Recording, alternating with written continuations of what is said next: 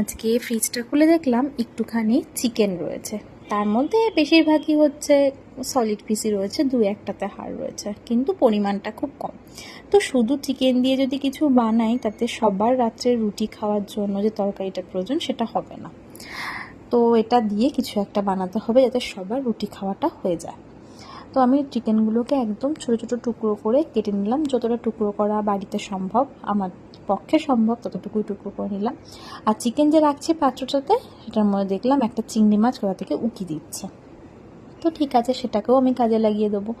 একটা কড়াইতে তেলটা দিয়ে গরম হলে তার মধ্যে দিচ্ছি রসুন আর পেঁয়াজ। রসুনটা একটু ভাজা হয়ে গেলে পেঁয়াজটা দিয়ে দিচ্ছি। পেঁয়াজটা যখন একটু রঙটা চেঞ্জ হবে তখন আমি এর মধ্যে দিয়ে দেবো কয়েকটা কাঁচা লঙ্কা। তোমরা চাইলে এটা লঙ্কার গুঁড়ো ইউজ করতে পারো, কিন্তু আমি বাড়ির রান্নার জন্য কাঁচা লঙ্কাটাই সবসময় ইউজ করি বলে কাঁচা লঙ্কাটা দিচ্ছি।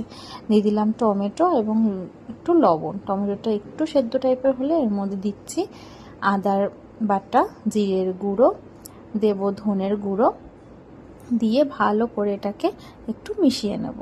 আর মধ্যে হলুদ আর লবণ তো একটু দিয়েছি। এবার এর মধ্যে যে টুকরো টুকরো করে রেখেছিলাম চিকেনগুলো, সেগুলো দিয়ে দিলাম।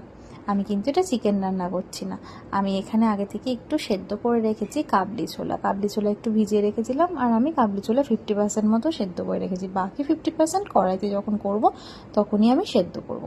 তো এর মধ্যে কাবলি ছোলাটা দিয়ে দিলাম, দিয়ে খুব ভালো করে বেশ কিছুক্ষণ ঢেকে রান্না করবে।